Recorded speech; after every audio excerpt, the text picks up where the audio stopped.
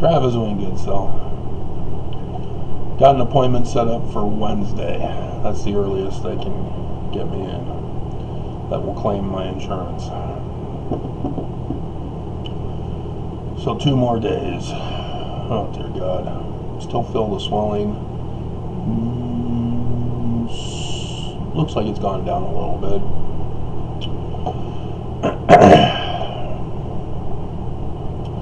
So I did a video earlier this morning, and I could have used the prodigal son instead of my own paternal family as the object lesson, as well as explaining government economics to get to the point of the religion of the church. But it's an important understanding in Mormonism, as the church themselves even came out with a video with brilliant acting.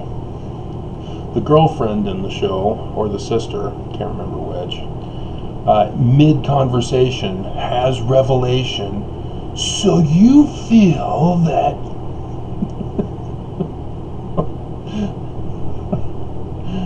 oh dear God. But yeah, everybody misunderstands this and does not understand the full impact of it, as Mormon families, including myself, as I explained in the other video, do not do according to this practice anymore. This is all done away with. Now, the olden times, children would receive an inheritance. That inheritance is essential, because otherwise you either have to stay with the family the rest of your life, or you have to go out and become a slave to someone else. Those are your 2 options if you don't get an inheritance. So our current blacks in America, they rightfully understand this. They don't get an inheritance because they've been slaves from the beginning for 400 years. And so for them, any opportunity, even for education, does not give them an inheritance to invest in a future. And reparations will not solve this, because they're already in the negative, in the red, I guess it's called.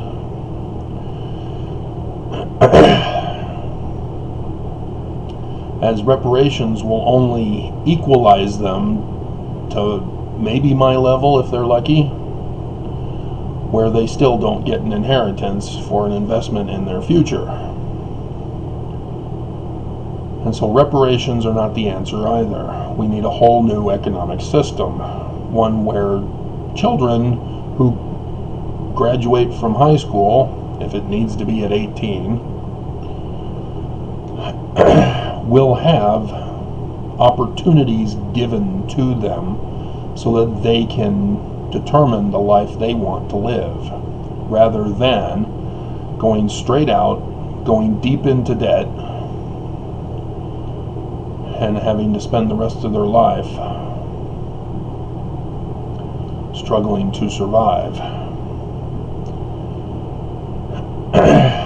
And Mormons have lost that as well. They lost that understanding of the parable of the prodigal son.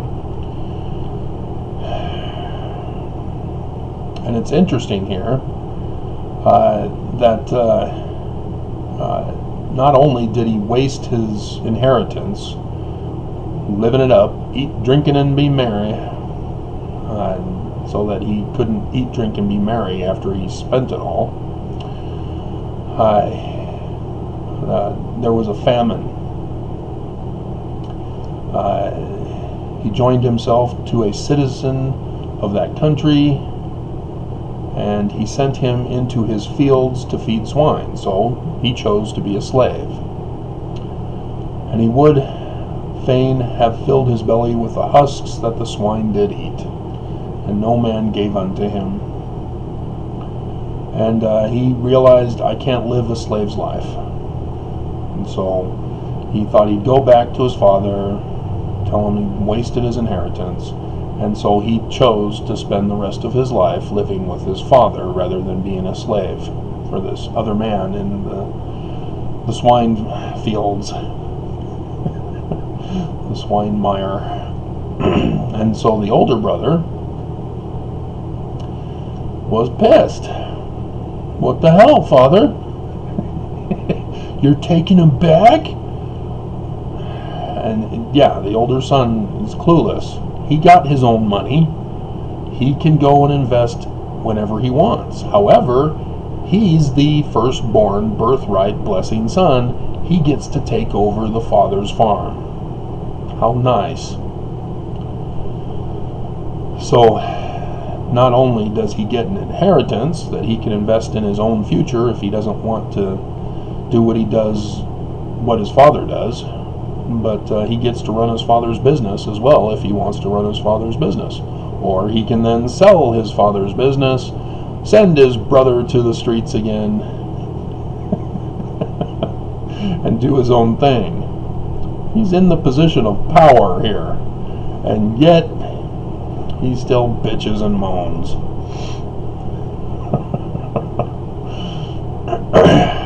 And so the understanding spiritually is understood, but Mormons tend to get the Zoramite syndrome.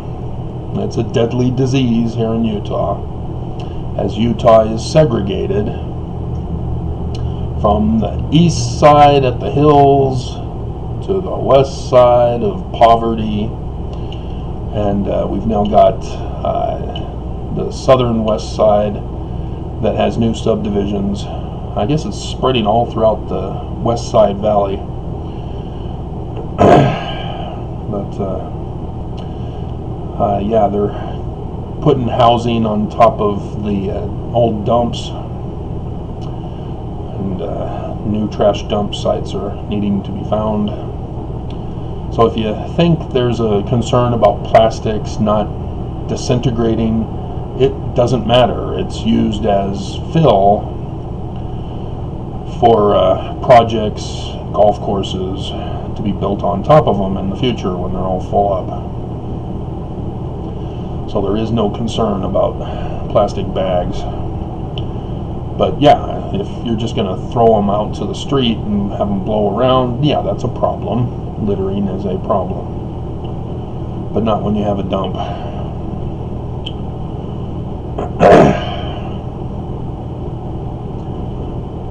But this is a problem that the church does not accept, because the church sees themselves as the father in this story, and Mormons are required, whether their parents give their children an inheritance or not. It's not the church who gives the inheritance. The church has bishop storehouses, but it's only for temporary assistance. There are some bishops who say, okay, yeah, you're disabled, you're not allowed to work, you're elderly, you aren't allowed to work, we will permanently take care of you, but those are few and far between. We have too many Nazi bishops in this valley who think that they gotta punish even the disabled and the elderly and those who are victims of economic disaster. And so, yeah, the church requires that you work.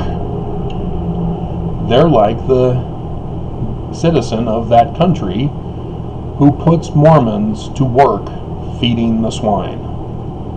You have to work to get your temporary assistance. This is the majority, and this is the handbook of what's required. The reason why people go to the church for assistance is because they can't work. They lost their job. This is the abuse of the church. And I've told several times about when I was still going to church. One of my callings, as it's called, was to be the physical facilities representative for the ward, which means I get to feed the swine on a weekly basis, every other month, depending on how many wards use the building. And I shocked everybody because I had a system down that got the church cleaned when previous people were unable to get it cleaned, and it ended up being the person with the calling who did all the cleaning.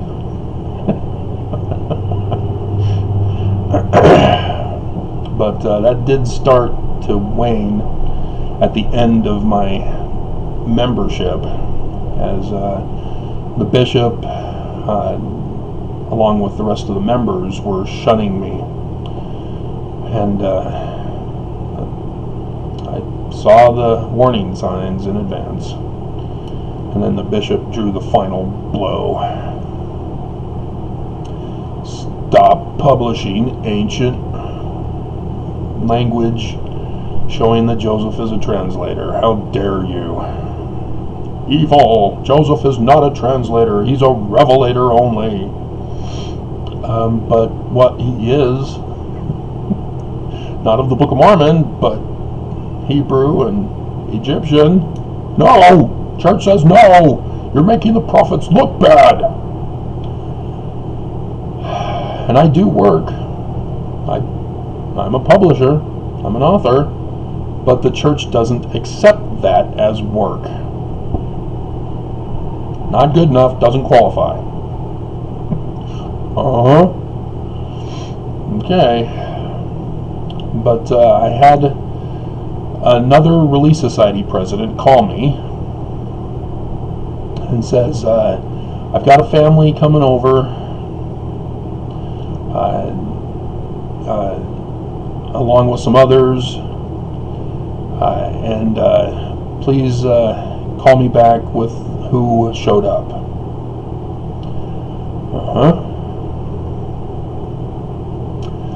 And so the Saturday comes, and I see a guy, an older man. He's in a wheelchair. He's hooked up to an IV. He's hooked up to an oxygen tank. And I went, oh, hell no. You stay right there.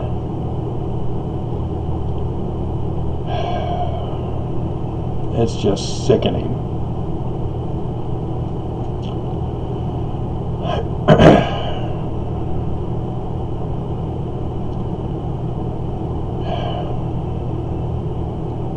And so, called the Relief Society president, said they all showed. And she accepted it, and she was happy and went on her merry way, so that they could get their food assistance.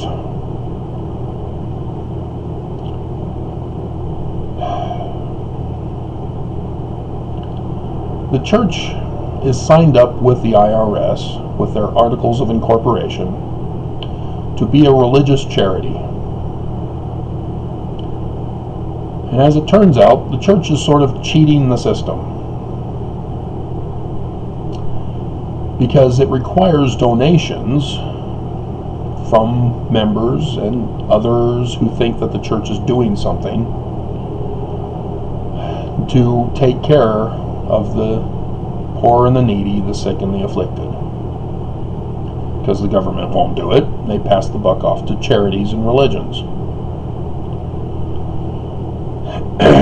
And the church doesn't want anything to do with it.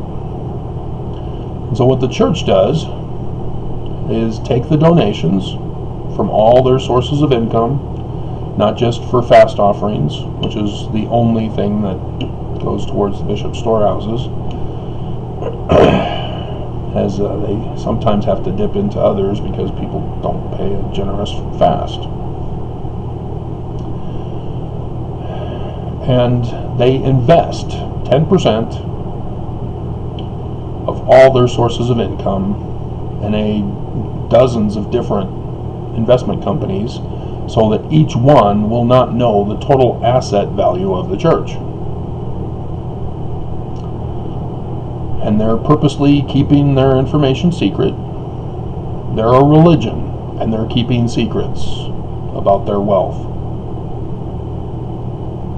And they don't think that Mormons are going to catch on? Yeah, they're right.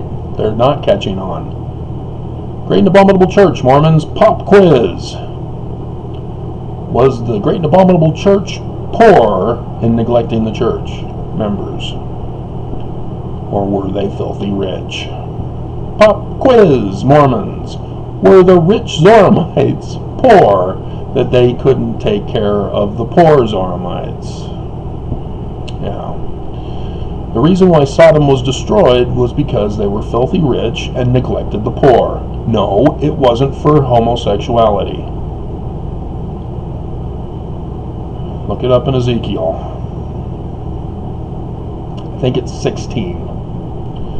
Because I think 17 is the parable of the latter days Messiah, calling him a twig from the cedar of Lebanon, where the Tower of Babel was. No, it was not in Babylon, It did not exist.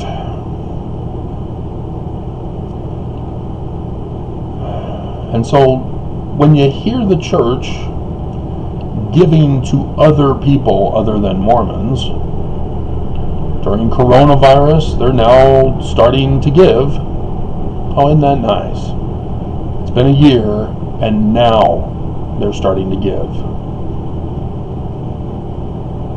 But when you find out that all they're giving is a mere truckload, for Texas, 1 truckload of water bottles. As far as I know, they're still having to boil their water. Millions. And the church gave 1 truckload and made a big press conference deal of it, showing the picture of the truck having been unloaded and all the water on the ground. Oh, look at all the water. Church is so great, so true. This is going to help Texas.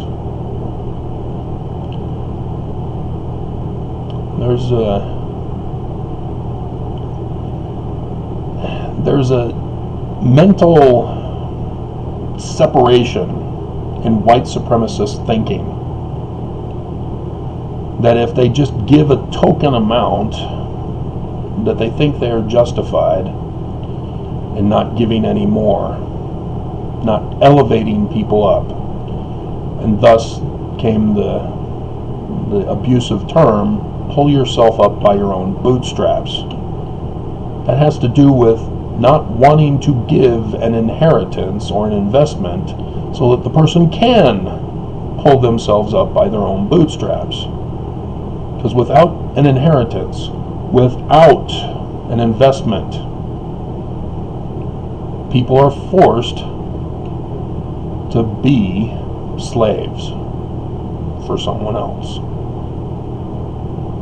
Or forced to stay at home with the parents.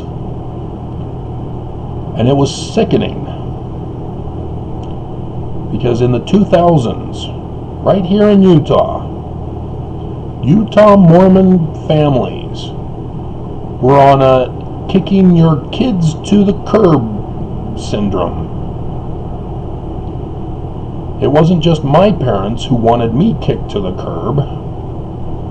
I'm hearing from other Mormon parents that they did it too, and that they heard that it was others who were doing it.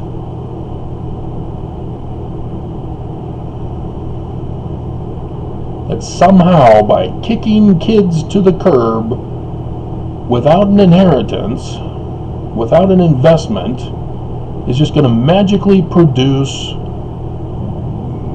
results. They're going to get themselves a job and pull themselves up by their own bootstraps. This is what Mormons here in Utah claim the poor and the homeless should do. Just go get a job. Oh, you got a job working at Burger King? Get a better job. This is how abusive it is here. And remember, the church has no intention of going elsewhere to create Zion. This is Zion. In the Mormon Church's mind, this is Zion. This is the land of peace, the city of refuge, the place of safety. And we just got through Operation Rio Grande, where the church worked with the city to try to exterminate the homeless. They had no intention of taking care of the homeless. It was an extermination plan. Building the gateway right across the street from the shelter. They knew exactly what the consequences would be. They had no intention of building shelters. Their plan? Arrest them. Put them in mental homes. Oh, gee, there are no mental homes?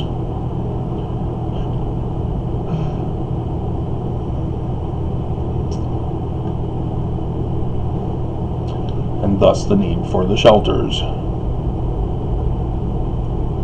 And then, 3 shelters, 700 beds, to replace the 1,100 beds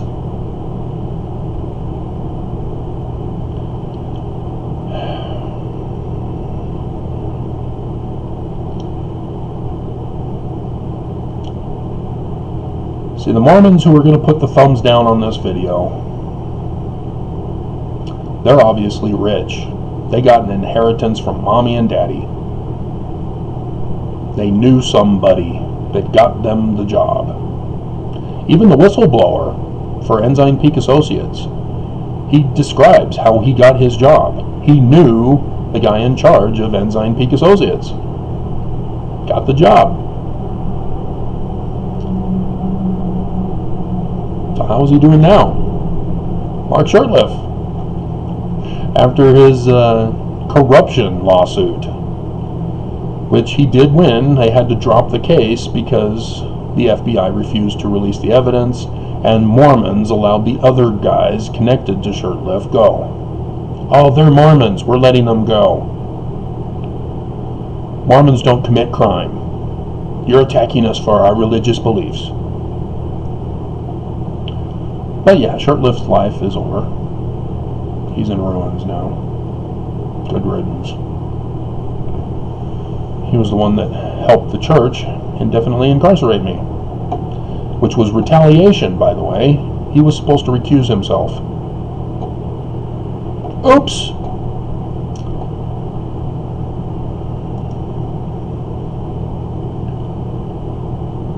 So Mormons can't tell me the church is good and helps people. You just found a lucky bishop who's a rebel. And the church allows them to cause confusion, to have you spread that the whole church is good because of the one bishop. I had a person make that claim. She's now been banned.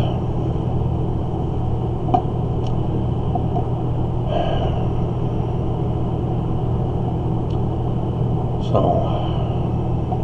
dear God, guys, what does it take to wake up and realize the church is responsible? The church is sitting on trillions of dollars, guys. The presiding bishopric said it's for a rainy day. Well, we just had a flood, and we're still in the flood, and the church still won't release the rainy day fund. Because the presidents of the church did a first presidency statement saying, oh, we're following the parable of the talents.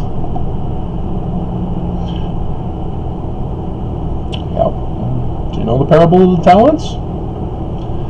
There were 3 guys who received inheritances from the Lord. So it's all the Lord of the vineyard, whatever stuff. Gives 1, 3, and 5.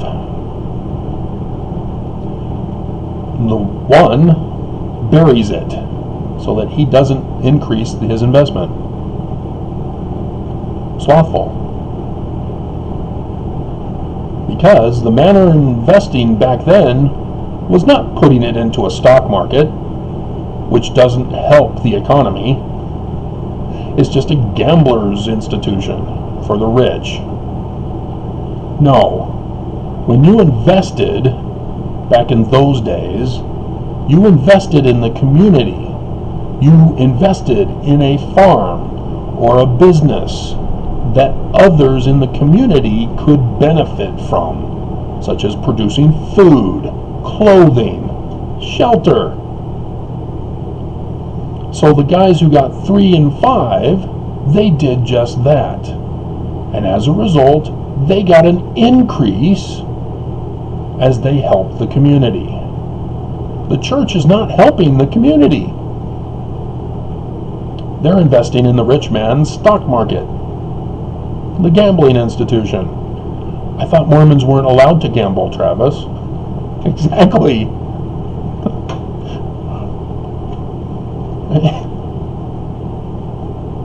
But because it's the rich man's gambling institution, none of them lose. Only the little people who try to get in the game get all their money taken from them. And that's why GameStop was so crucial.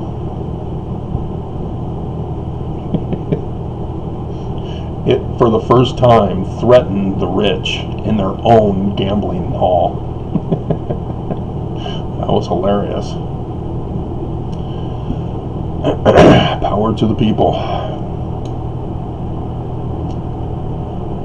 And so when those 3 came back to the Lord of the business,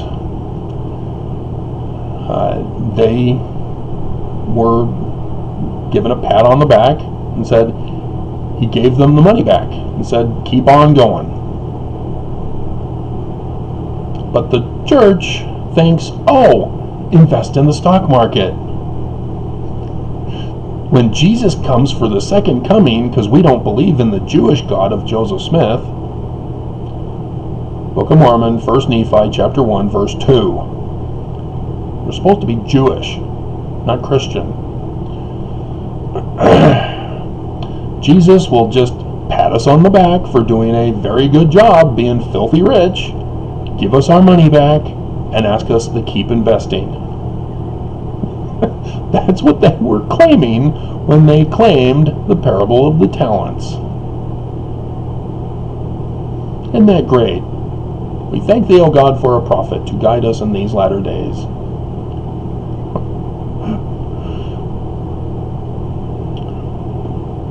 Wow. And Mormons don't see it because they don't study their scriptures. They don't want to get too smart because they need to focus on faith and repentance of their evils rather than deep doctrine, such as understanding what Scripture is really trying to tell them about faith and repentance. The church just screws up Mormons big time. Just playing games as the church profits off of it.